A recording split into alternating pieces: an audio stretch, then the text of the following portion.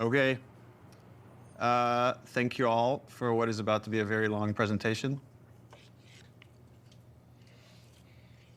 So Anthony and I ran some numbers, and to our best guess, The Last of Us Part 2 is 10 to 30% longer than Last of Us Part 1. However, this is the most detailed story presentation we've ever done. Like, if you think about the presentation for T1, where we kind of talk about the quarantine zone in somewhat detailed, even though most of it changed. And then it's like, and here are some things that might happen with Joel and Ellie. They might go into a spore-filled subway tunnel. They might fight some cannibals. At some point, Joel will get incapacitated. This has everything figured out, even though it might change. Every character is accounted for, every cinematic is accounted for in this presentation, which means it's going to feel twice as long as the first game. So when you freak out, that's normal. That's part of this.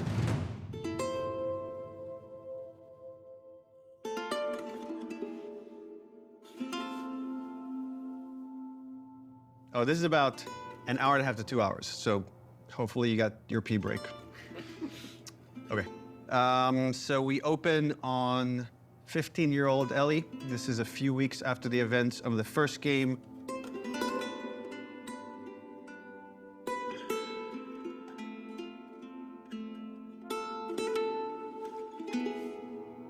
There's a doorway leading down to this basement, and Ellie sees Tommy, and he's just finished climbing out of this basement, and he's hurt bad, and he's rambling about something needing to go after these people. Ellie's trying to ask him what happened, where's Joel, and he doesn't make any sense to her, and she starts to go downstairs.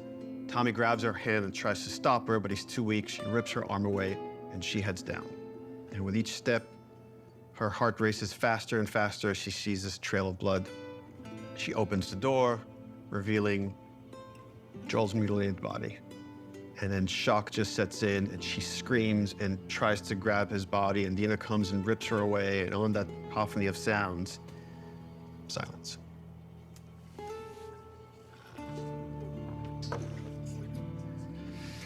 Oh, we're just getting started.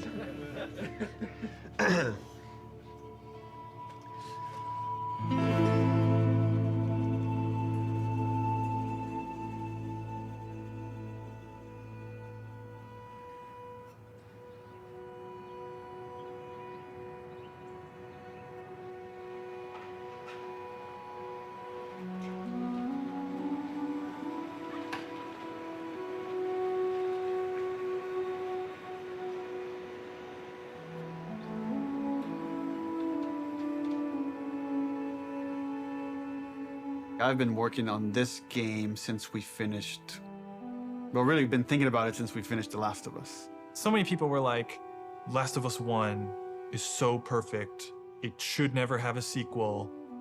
They shouldn't make a sequel. They're like, oh, it wrapped up super great.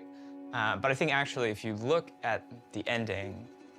Swear to me that everything that you've said about the Fireflies is true. Ellie is accepting a lie.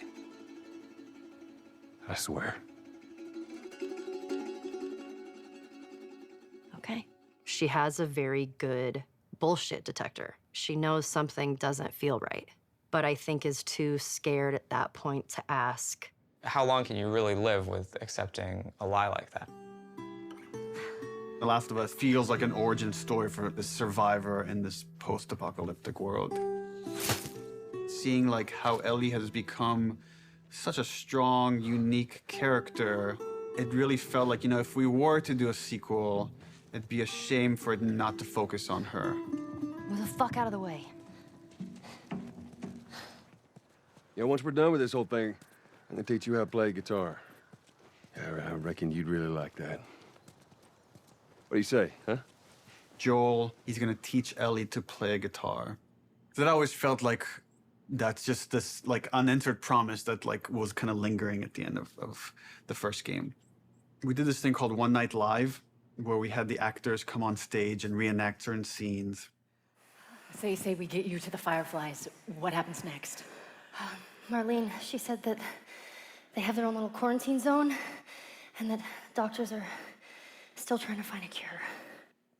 I wrote this new scene that takes place after the ending of The Last of Us, but it was only shown to people in the audience. Like, we cut off the stream right before we showed them the scene. If I ever were to lose you, I'd surely lose myself. Try and sometimes you'll succeed to make this man of me. Our future days of you and me.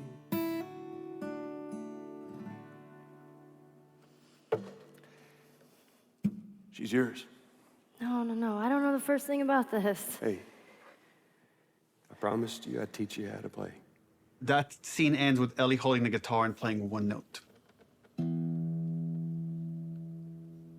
And that image was so strong in my mind that I'm sure that kind of trickled into this idea of this trailer. So I started working on some concept art, kept fleshing out the story. And as it felt like it was kind of gaining momentum, Uncharted 4 needed all hands on deck. Naughty Dog had always made one game, and as soon as it finishes one game, it works on another. When I started on Uncharted 3, we were starting to experiment then with trying to do 2 teams. After we finished Uncharted 3, I jumped onto Uncharted 4. At some point in time, Uncharted 4 was coming down to the wire, and it's just, we had to shift resources, and pretty much everyone just ended up on Uncharted, trying to finish it up. So I said, okay, before I come on like in full force on Uncharted 4, I just want to capture this trailer.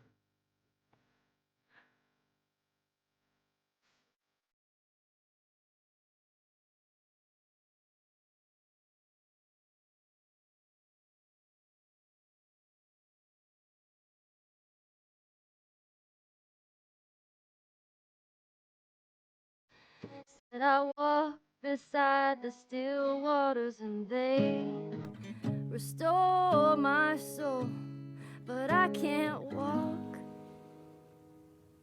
on the path of the right, 'cause I'm wrong. During the entire production of Uncharted 4, that's all I could think about. I had a lot of investment in Uncharted 4, but the day we were done with Uncharted 4, went right back to that trailer to wrap it up. Anything for this shot that's still happening? Not in animation. Of the shadow of death. This one feels kind of strong to me. Drawing a lot of attention. Can we tone that down? Yep. Actually, my biggest fear with this announcement is that it leaks early. More than anything, I have nightmares about this trailer leaking early before we get to PSX.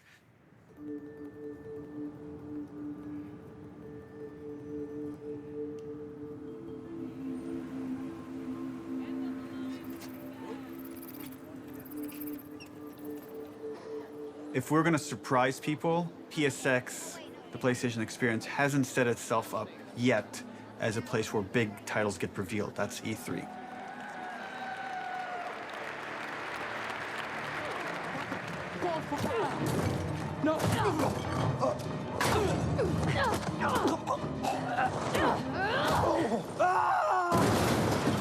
We're revealing the Uncharted single-player content at the opening of the show. You're late.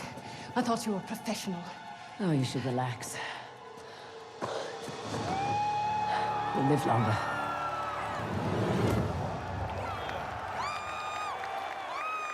No one's gonna expect a second Naughty Dog title to be revealed in the same press conference. Please welcome to the stage, Sean Layden.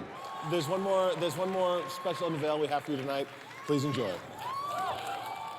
When we first revealed The Last of Us, the Naughty Dog logo came up and the crowd erupted, and it was such a high that that's almost been like chasing the dragon, like wanting to recapture that feeling. Oh my God. Why does this look like The Last of Us, dude?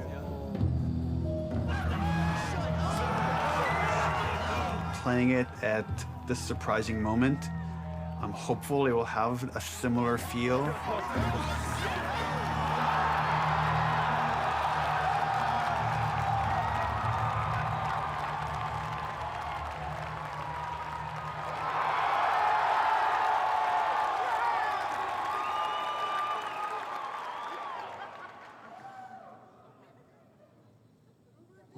kiddo. People outside the studio have such an attachment to the first game, and I've definitely seen fears about not wanting to make a sequel because somehow if it's bad, it will tarnish your feeling about the first game. I'm gonna find. And I'm gonna kill. Every last one of them. We're doubling down on those fears and not calling it The Last of Us some subtitle. It's The Last of Us Part 2 to say it's all one story.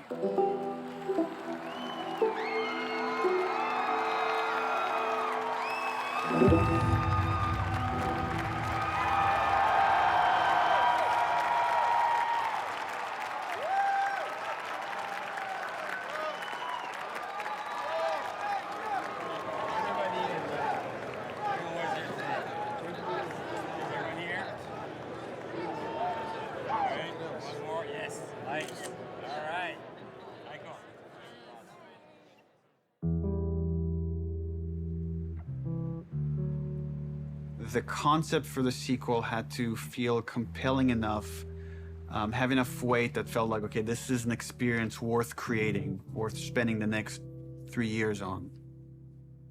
I became really intrigued with the idea of the cycle of violence and how, like, certain events would trigger acts of violence that then would beget more acts of violence.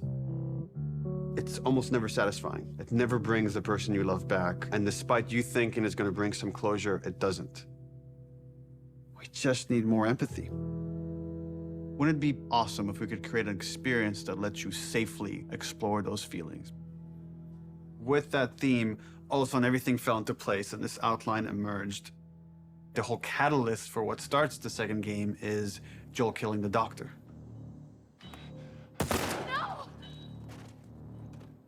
That feeds right back in that idea of that cycle of violence. Now it sets up this whole kind of sequence of events. We're gonna start the game where you're playing a new character. That sequence ends with this character killing Joel. And we really have to paint her as this monster. Then when you play the next chunk of the game and you're Ellie and you're gonna pursue justice, quote unquote, and you're gonna go kill this entire crew, we're gonna go back in time and show you that same sequence of events, this character that you saw as a monster, to now get you to see things from her perspective. And how this crew is a bunch of people trying to survive in this world. And they had their reasons for pursuing and finding Joel and killing him. And the story was becoming very epic and ambitious. And I had a few parts that I was kind of stuck on. And I felt like to kind of shake things up, I wanted to bring in another writer. I thought it was a very thoughtful story about violence and obsession. He had Abby, sort of like this girl who was the daughter of the doctor. And that Ellie would go on this vengeance quest. And when he was like, and then Ellie actually kills Abby, I was like, what? You're gonna... Yeah, let's fucking do it. Not only is she contributing in a lot of ways, I feel like she's challenging what this story can be.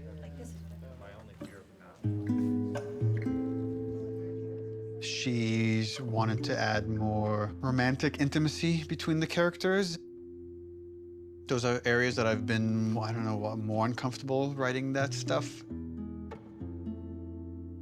After the first day, she was telling me that she went home and told her husband that, I think I just got Ellie's girlfriend pregnant, because that was her big idea the first day, and that had this trickle-on effect and actually added a lot to the story. Ellie is this very relatable character. I thought she was a perfect vehicle to challenge this notion that violence doesn't have a cost, because it does have a cost in reality. It's going to ruin this girl.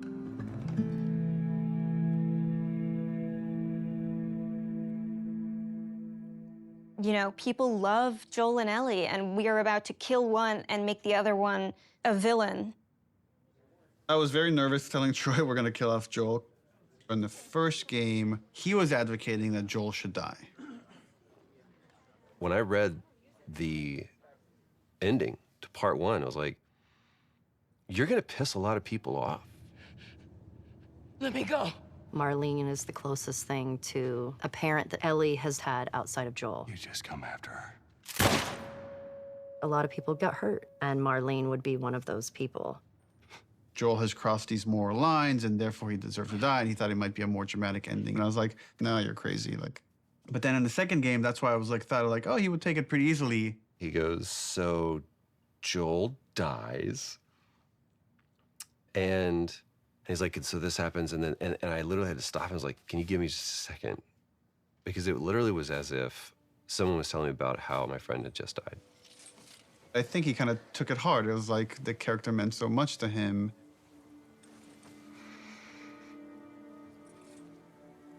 We're gonna kill off this character. His role is gonna be much smaller on this one. All of a sudden, it was, please don't take this from me yet. Ellie is scared to be alone. Everybody that she's loved up until that point, she's lost them. It's hard to imagine the story without Joel dying. Like, you feel that hate, Ellie feels that hate. You're one-to-one, you're on the stick, and that informs the rest of the story. This way, come on!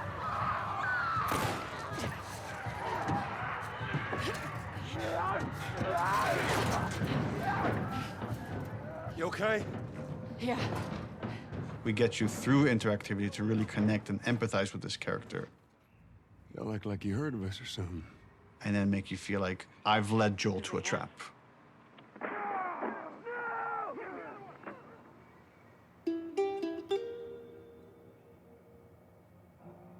When we started out making Last of Us Part 2, Neil actually wanted to be very ambitious about changing the game almost entirely. In the first, like, 4 or 5 months, the game was actually kind of an open world, inspired by Bloodborne.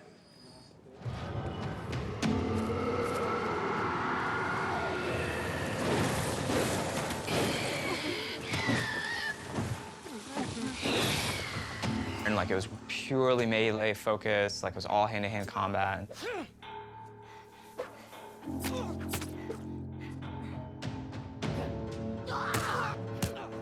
It wasn't just the melee combat, we were also looking at sort of layout structure. Bloodborne had a very sort of an open space that sort of kept getting bigger and bigger as you explored. I really like that feeling that you get of mastery over the world. It starts to become kind of almost a character in the game itself. And so that was also something we were looking at. We started out making it as different as humanly possible from the first game as we could, and then kind of dialing it back. The open world thing didn't work with the story that we were trying to tell and stuff. So in pre-production, we spent a lot of time just doing setups. I've got your back. Self-contained sort of units that tried to expound on a single sort of idea. Trying to start out with sort of simple shapes and building up to more complex shapes. And starting out with 1 or 2 mechanics and building up to those mechanics. Hey! Even our experiments, we try to add like as much context as we can. Like we establish a goal that you're gonna be going for. We establish beats so that there's like an emotional journey, the stakes are raised.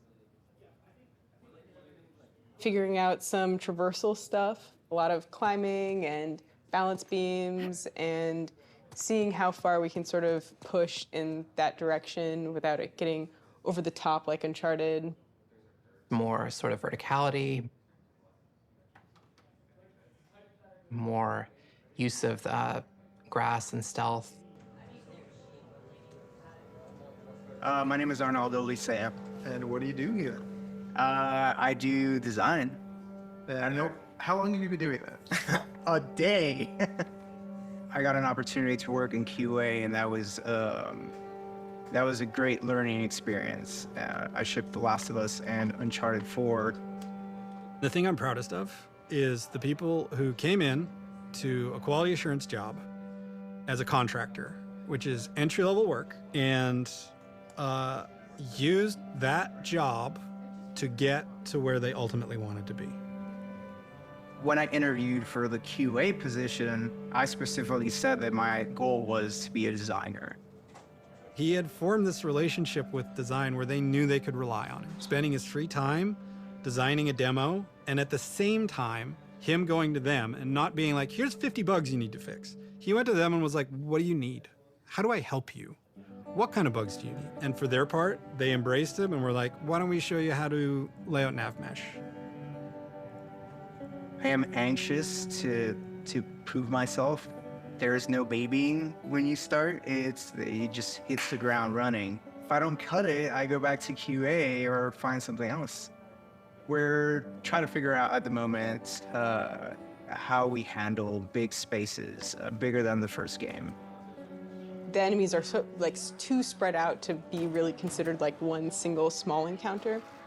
And seeing what behaviors we need to start developing for them to make it look good.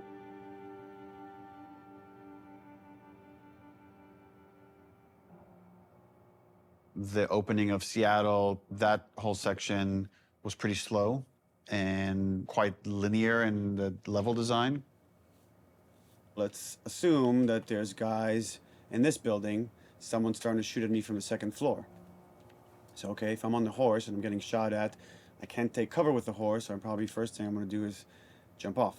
And that's slow and clumsy, and maybe we can make that faster. It's like, but once I jump off, I'm gonna wanna take cover behind something. It's like, okay, I'm taking cover. Now what the fuck do I do with this horse? I assume the enemies are gonna shoot at it. If they don't, that's kind of weird. Does Dina ride off with the horse to help it stay safe? Well, that sucks, because I'm trying to build a relationship with Dina, and if my partner leaves me, that makes me like her less. I'm like, okay, so Dina has to get off the horse and take cover with me and help me engage with the enemies. Okay, but the horse is still there, so what happens with this horse? Does it ride off on its own in order to protect itself and then come back after? Oh, that feels too intelligent for a horse. That seems a little funny. As soon as there's range combat, the horse kind of makes it fall apart. What if we did this whole sequence on foot? How do I approach this building? Imagine this is more dense with cars and ferns and interesting ways for me to close this distance. Maybe when I get close enough, 2 militia guys come out. I have this little firefight with this front before I could rush forward and go into this building, climb up, and take out the sharpshooter that was harassing me. Really simple, small fight. Now there's tension. Guys can come from anywhere, like from this rooftop, from these windows. And that really inspired us to take some pretty drastic changes as far as the flow, inserting more combat, opening up the layout to give the player more options as far as how they explore the city.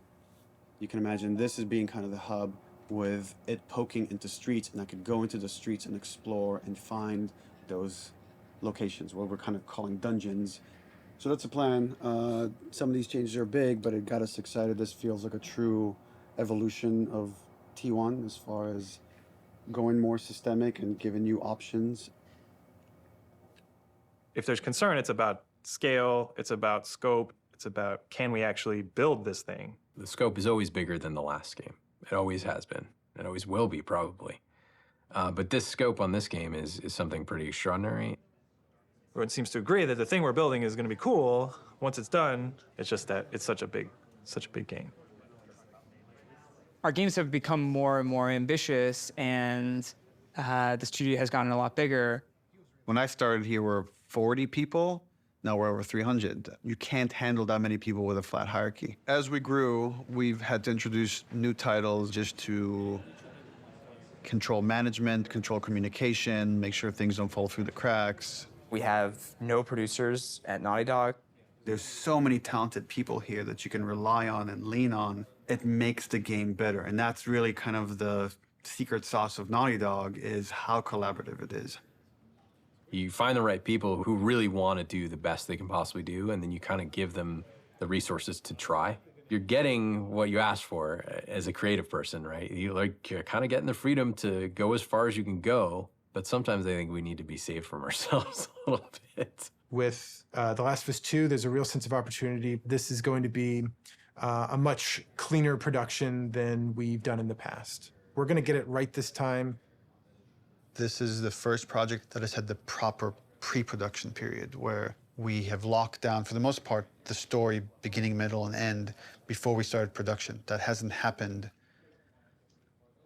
I don't know if that has ever happened, now that I think about it. It's a very, very messy process, which is, again, why it's a lot of times really difficult to schedule. I think right now we are planning on springtime of 2018. So when springtime of 2018 comes around, The Last of Us 2 isn't in stores, you can look back at this and say, well, I guess their plan wasn't exactly set in stone.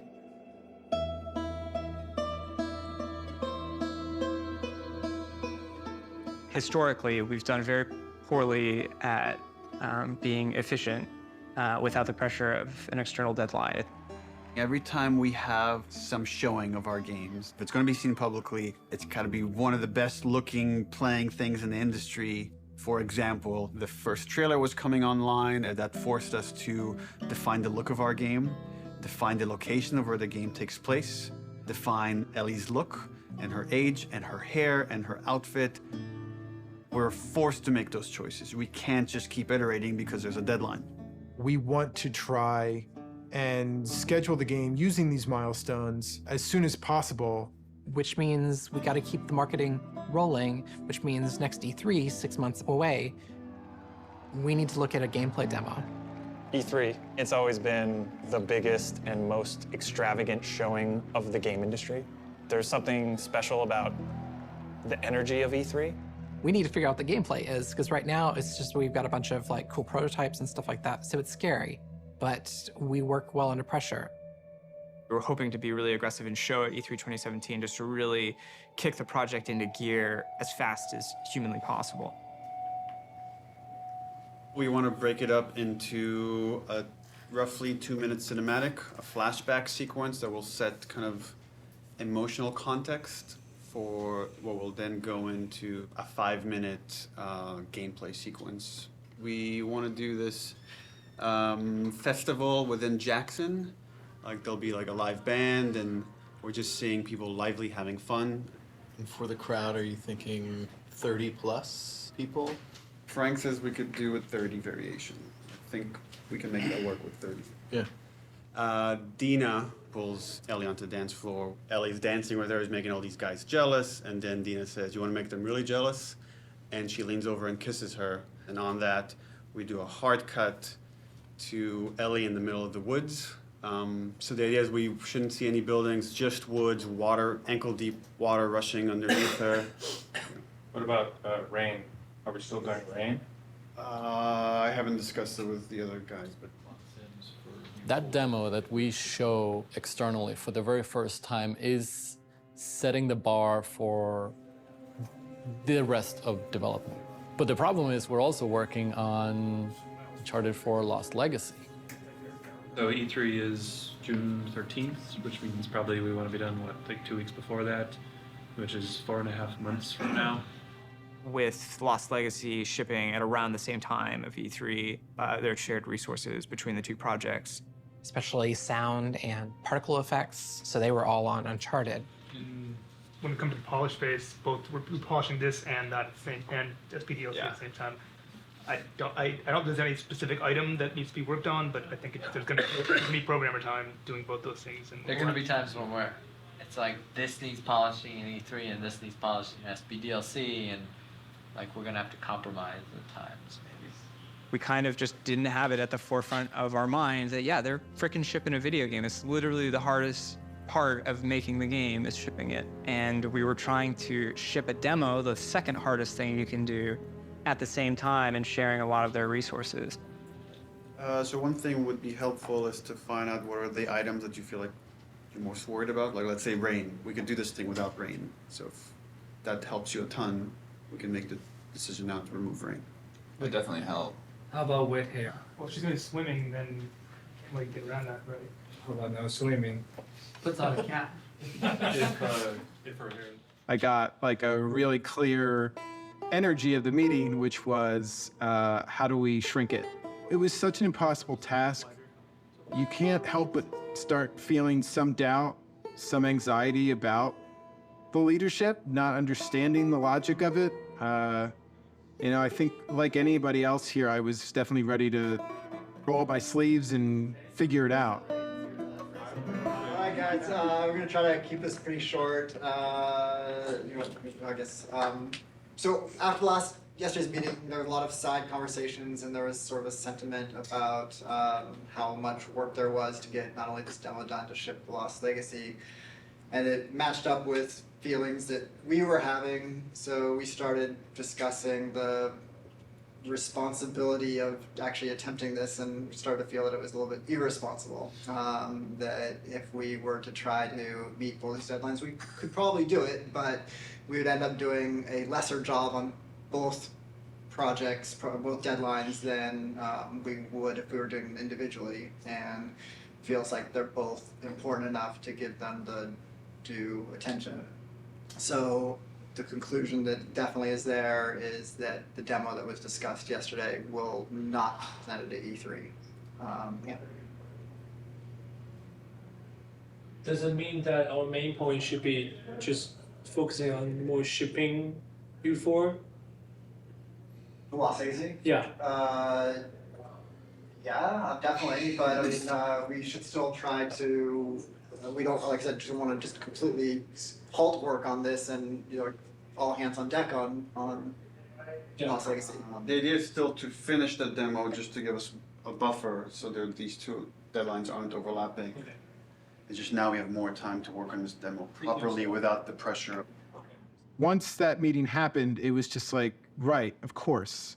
I'm not in the Twilight Zone.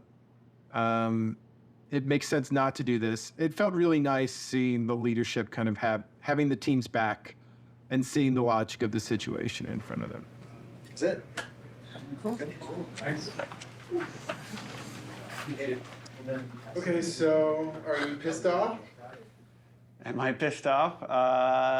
No. What am I?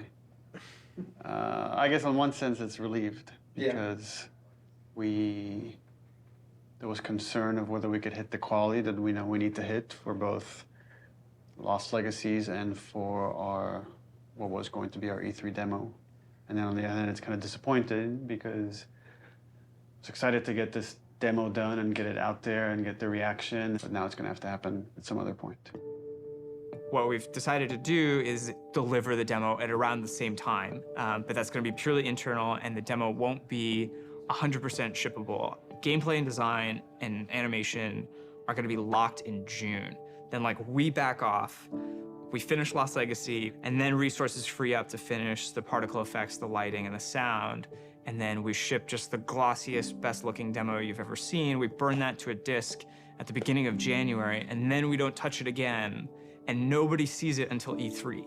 It's going to be really interesting to see if we can really, really commit to being done, 5 months, 6 months in advance of E3, and not be tempted to say it could be a little better, let's go back.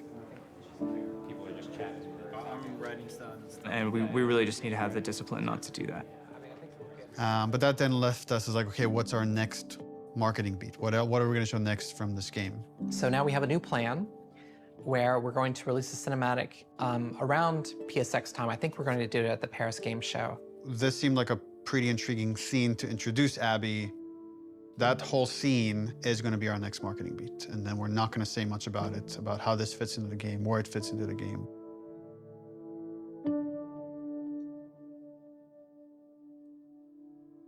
Abby evolved over time. And if you look at the concept art, the character looked very different than where we've ended up.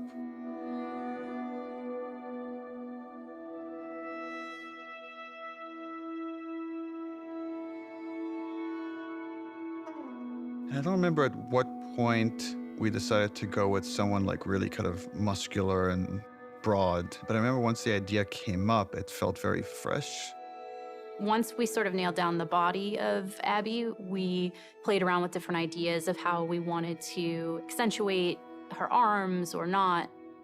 And there's something interesting in Abby feeling a lot like Joel.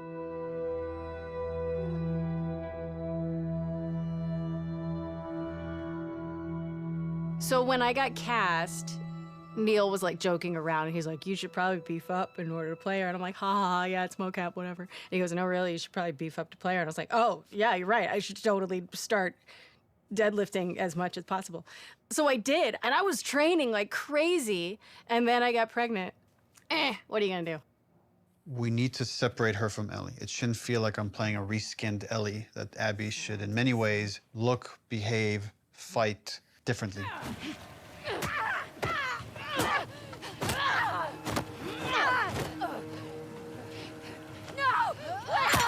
So in gameplay, we've discussed, well, she needs to have different upgrade trees. It means we have to make the investment of capturing a whole different moveset for Abby. We can't just remap Ellie's animation onto Abby. Holy fuck. Abby has a fear of height, and there's stuff we're doing with the camera to make you feel vertigo. And that helps build empathy. It makes this character real. We let you both live, and you wasted it. She's aesthetically a very intriguing and iconic and powerful character. Abby, who are these kids? They saved my life. Can you take a look at her? Once she's killed Joel, what is Abby's motivation? What is she trying to achieve? Her redemption is really taking care of Yara and Lev, these two kids that are from a warring faction. You know, she has been taught to hate them. There is an inherent xenophobic reaction to them. It's about saying, can you come to love your enemy? Scars built all this? Seraphites. Yeah, I was gonna say that.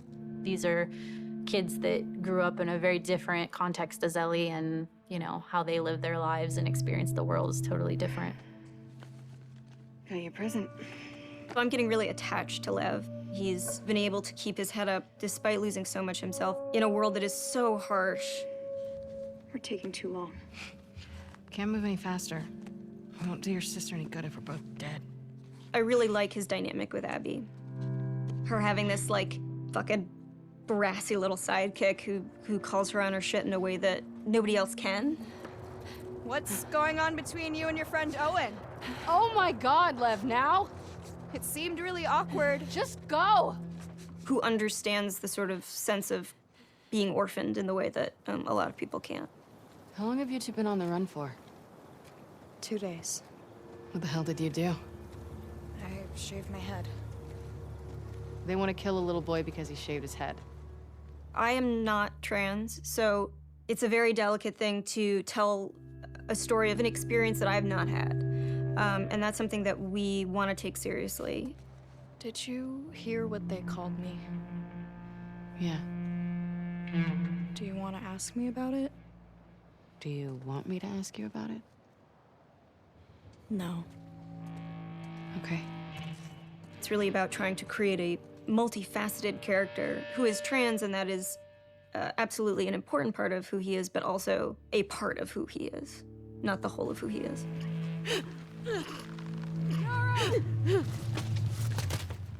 As far as the Paris cutscene, I'm pretty stressed out. We have 13 days, less than 2 weeks to finish this thing, and there are still some big ticket items.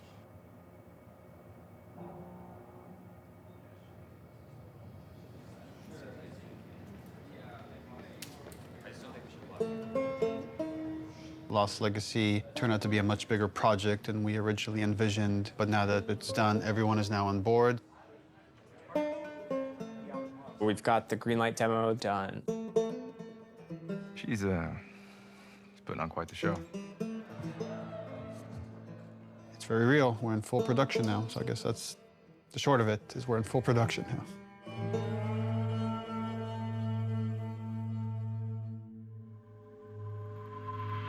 Hey everybody, PlayStation's live at Paris Games Week 2017. We've got a huge show for you starting now.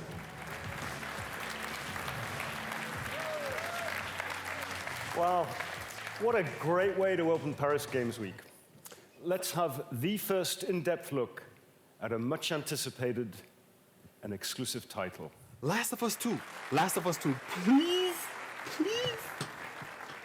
Please be Last of Us 2.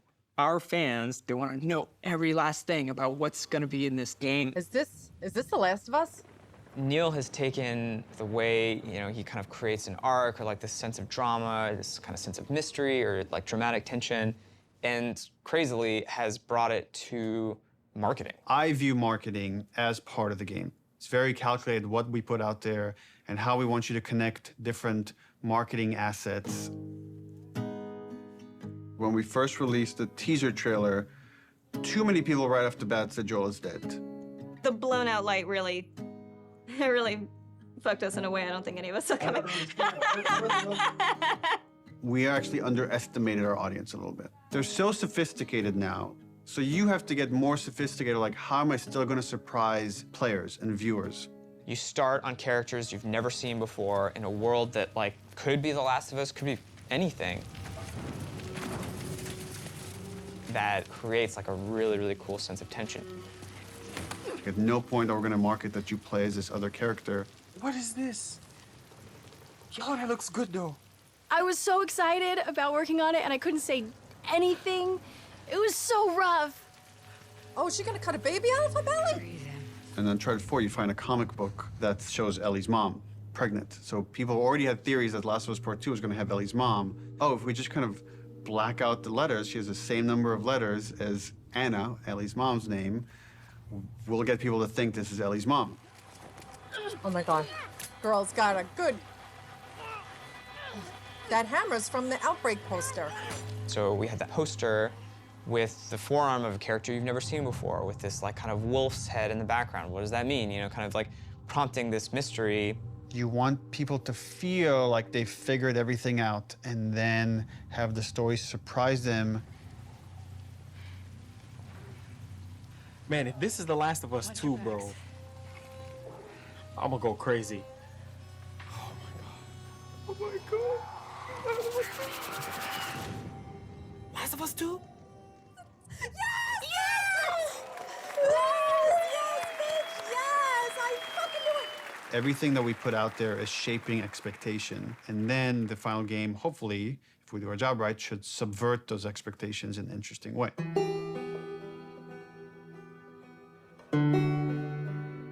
We knew we were pushing boundaries with that cinematic. We are making a violent game. We're not going to shy away from how violent it is. It is part of what we're trying to say. And I thought it was a great discussion initially about what is the appropriate level of violence. When is something so violent that it just turns you off where you just don't want to experience it at all? I like that they were wrestling with those things. I didn't like some of the insinuations about the trailer being misogynistic towards the female characters. I don't think this story ever glorifies violence against women. There's no bias towards women or men. It just so happens that the two protagonists of this story are female, and therefore that's what you're going to see the most of. There has to be fail states in video games, which means a character has to be capable of being hurt. So does that mean that there can be no female protagonists in video games?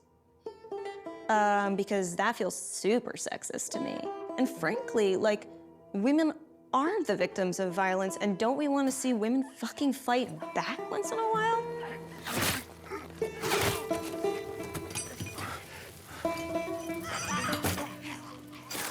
That character, her hand getting hurt, it has consequences for hours of gameplay to come. One article even like asked the question, were any women involved in the making of this? And it's like, yeah, the co-writer, the lead character designer, the lead character artist, all the actresses that worked on that scene.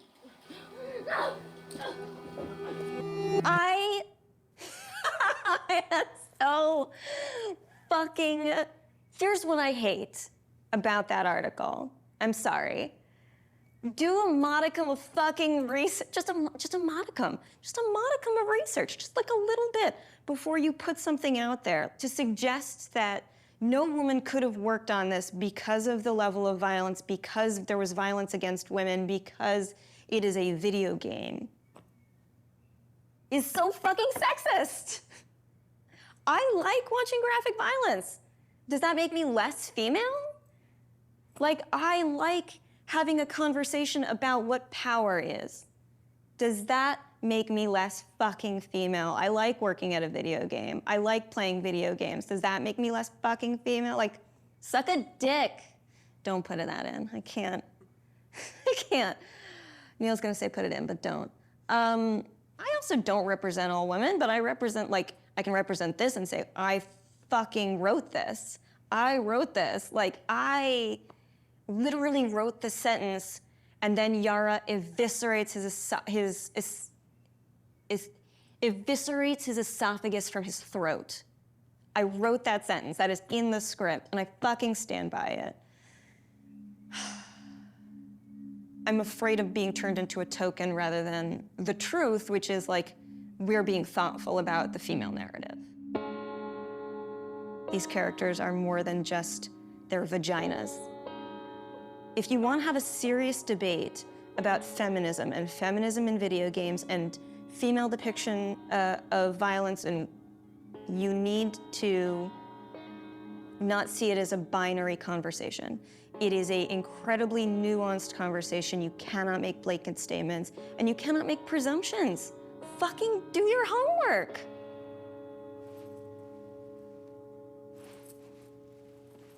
I'm right here. I'm tweeting.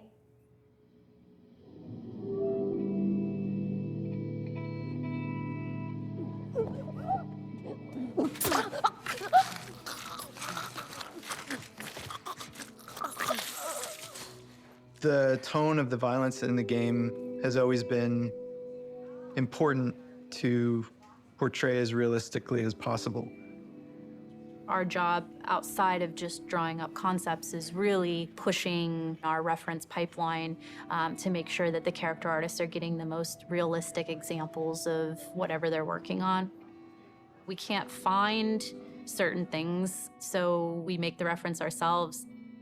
Simulating brain on wall. 1, 2, 3. How does that drip fall down? What does canvas look like when it's soaked in blood? Splashing blood on them, dripping blood on them. Nice. We put down some wet mud, pooled blood onto it to see how blood would react to a wet dirt surface. So there's like little pieces of grass and like twigs and things that carry through, like there's actually movement following the edge. One of the animators got a piece of lamb and we stuck it in Yara's shirt sleeve and hit it with a hammer. Here we go.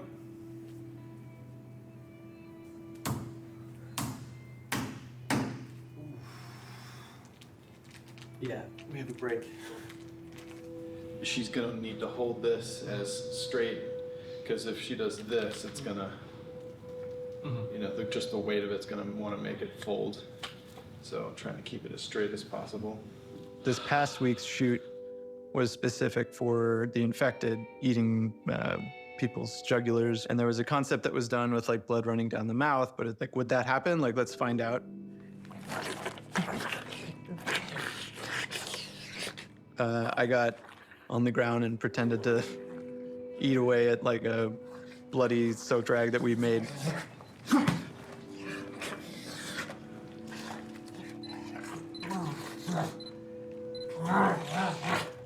It produced some pretty surprising results because like most of my face got covered in blood.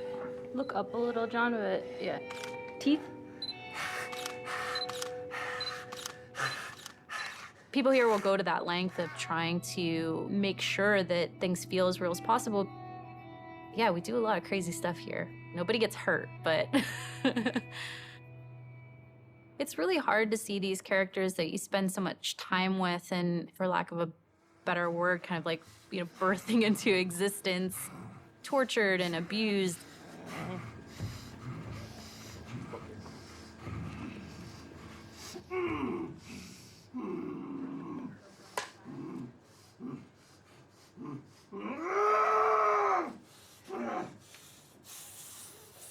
We're shooting the Joel death scene, which is like the catalyst, the opening of the game.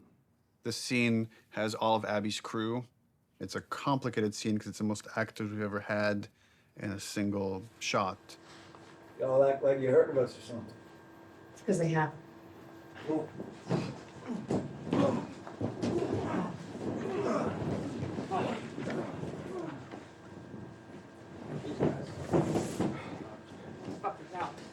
Or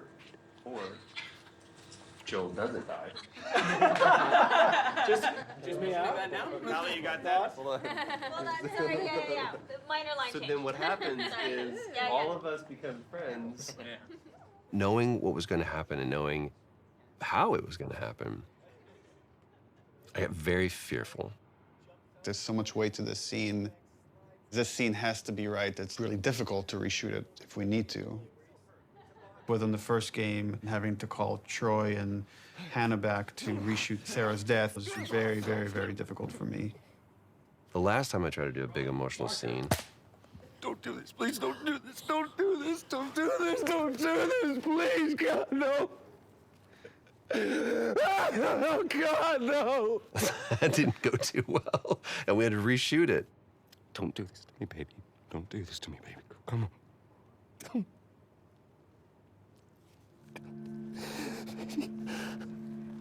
How the hell am I gonna play this? Like, how are we gonna do this? I don't know if I can do this. I don't know if I have the chops. Am I gonna put Laura through this? Because I know how hard it's gonna be on her. Audio, camera, speak. Rolling. Take one, Mark. Action.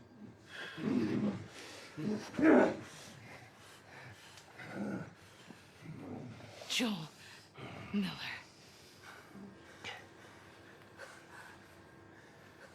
Who are you? Guess. Why don't you just get out whatever speech you rehearsed? Get this over with.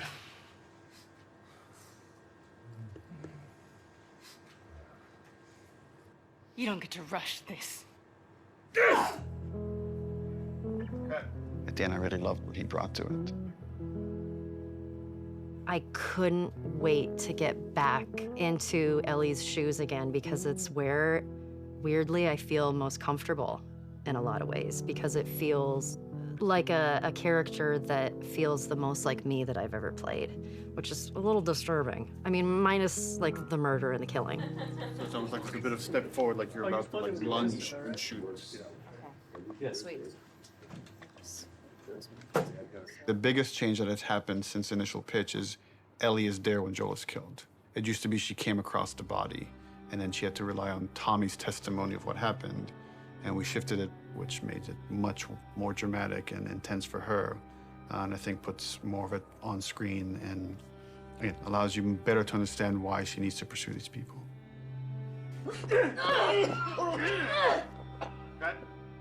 The hardest part for me was looking over at Ashley. No! No! Knowing that Troy was gonna not be a part of it as much was really hard.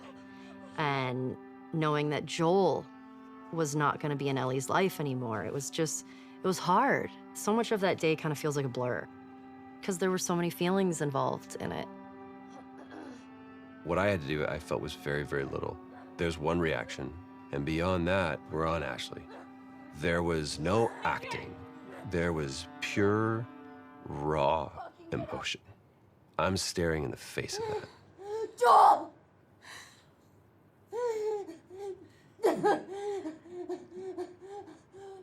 Why are you doing this? Get the fuck off me! I'd lost a little bit of my voice. I couldn't scream like as loud as I wanted to, you know, to get that frustration and that sadness out. Ashley was behind, crying, and God. And knowing Abby was taking this away from her was very difficult. And so I was crying when we were filming that scene.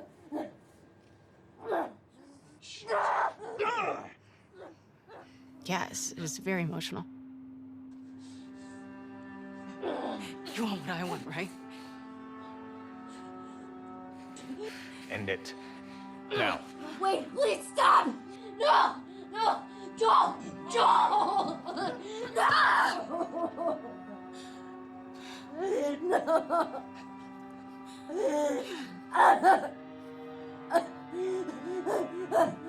We want him to die in this really unforgiving sort of way. Like, it needs to feel senseless for you to say, fuck these people, I'm gonna pursue them to the ends of the earth and make them pay.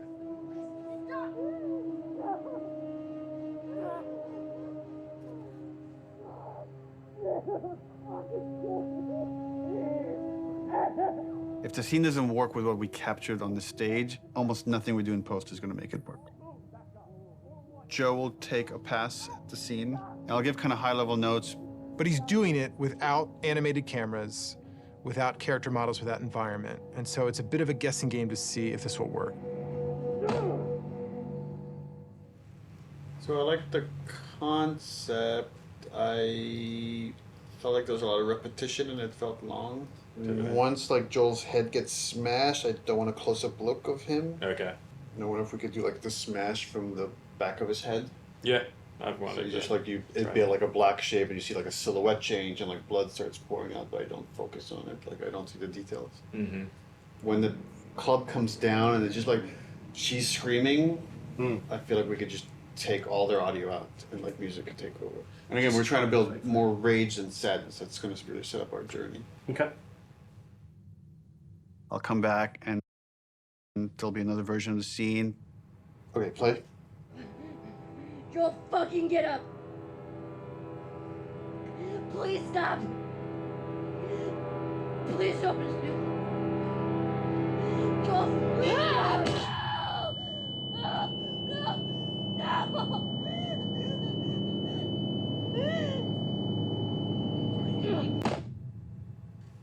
Overall, it's fucking awesome. Like I got emotional just the part where before he gets killed. It feels so fucking tense. There certainly is still a ton to do. We still have like 45 scenes that haven't even been looked at yet. It's terrifying given our deadline. The process right now is just getting Neil. We just need to get Neil into the room. Which one are we showing first? We've got essentially 3 versions. The one that I did, and this would work with what we're talking about doing with the scene, and then... Close one. I would probably say There are people standing this, here yours, sometimes. Mel, or I got bad news. Mel, yours, this. He's canceling? He's canceled. But we had the cameras set. He's supposed to come in. He's the Actually, it's good we're getting this on camera. This is what it's not about. This is what it's about. Yeah, he has some melee stuff to review today. He said let's pick him up tomorrow. So yeah, that's what happens. And so it's like, okay, all right, that's fine. I don't care. I don't care. Yeah.